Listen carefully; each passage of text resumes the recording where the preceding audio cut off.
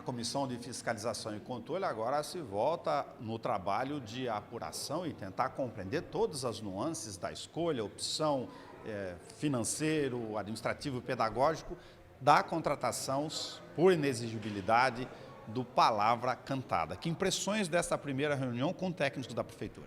Ruins, muito ruins.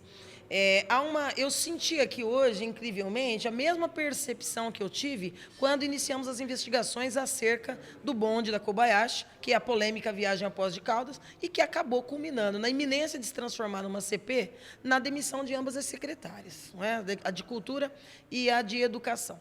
Eu senti aquela percepção de que o coordenador pedagógico, já que apontado pela secretária anterior como o responsável pela aquisição, adquiriu aqui uma postura, ainda que meio titubeante, de assumir toda a culpa e responsabilidade. Ocorre que nós temos muitas informações sobre o início desse processo. Nada justifica o carimbo de urgente que há na capa desse processo que nós mostramos aqui hoje e que, segundo a própria Secretaria de Educação, não foi ela que colocou. Portanto, uma urgência num processo de inexigibilidade de quase 6 milhões de reais que tramitou em tempo recorde de 90 dias e um processo já concluído e pago. Abarrotado o depósito da Prefeitura, o almoxarifado, com um material que deve começar a ser trabalhado somente em fevereiro de 2023, num item que está longe de ser um item essencial. Pior, segundo o próprio coordenador pedagógico, deliberado após ouvir menos de 10% das professoras que deveriam ser pessoas opinando, participando dessa decisão da coordenadoria pedagógica. Então, um processo confuso, conturbado, cheio de falhas, de lacunas e muitas respostas que nós ainda vamos querer ouvir. Nós vamos marcar novas reuniões, vamos querer ouvir o gabinete da prefeita. Nós queremos saber quem colocou esse carimbo de urgente, por que tramitou de forma tão célere e urgente e que justificou efetivamente a contratação. E estamos pedindo algumas informações fornecidas aqui pelo coordenador pedagógico e pelo secretário. Nós vamos querer a cópia da origem desses diálogos entre a empresa Movimenta, que é a que detém os direitos sobre o Palavra Cantada, e a administração municipal. Como foi esse contato? Alguém passou o contato para o coordenador? Ele disse que não.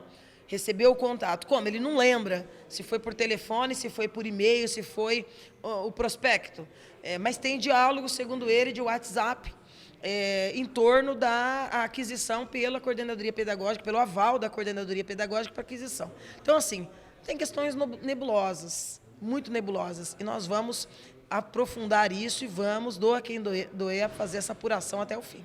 Além da relação investimento, escolha e efetividade, a vereadora já apontava nas diligências da educação, fora da questão dos imóveis, e infelizmente os almoxarifados, como citados, vêm repletos de outros tantos materiais. Se juntam mais esse, cuja utilização agora fica também, infelizmente, em questionamento. Eu estou cada vez mais perplexa com a educação.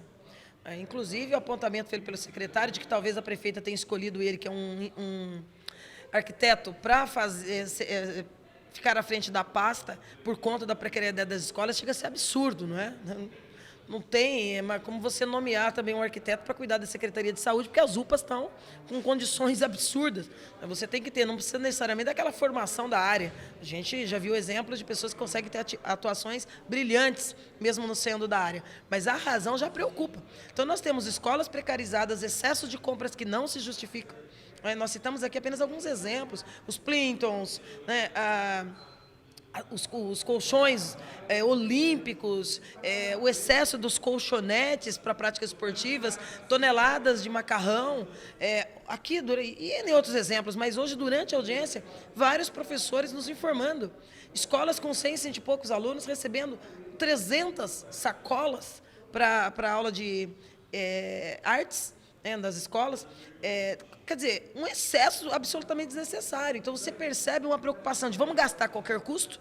Nós precisamos entender como é que está se dando a relação entre a secretaria para esses gastos desordenados e essas empresas que ou se apresentam ou são chamadas para fornecer e ajudar, entre aspas, o município a consumir os recursos da educação. Não é? Então, quando se cria um percentual para a educação constitucionalmente, se quer melhorar a educação.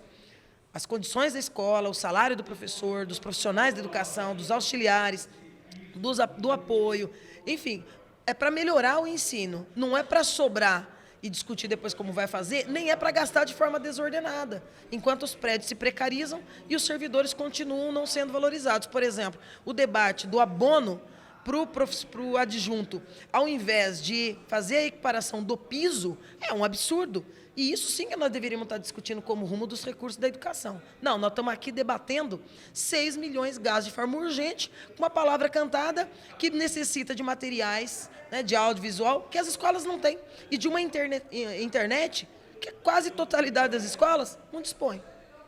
Muito obrigado, vereadora Estela Almagro. A reunião na íntegra, essa da Comissão de Fiscalização e Controle, assim como as demais, com todos os depoimentos, inclusive as argumentações apresentadas pelo governo municipal.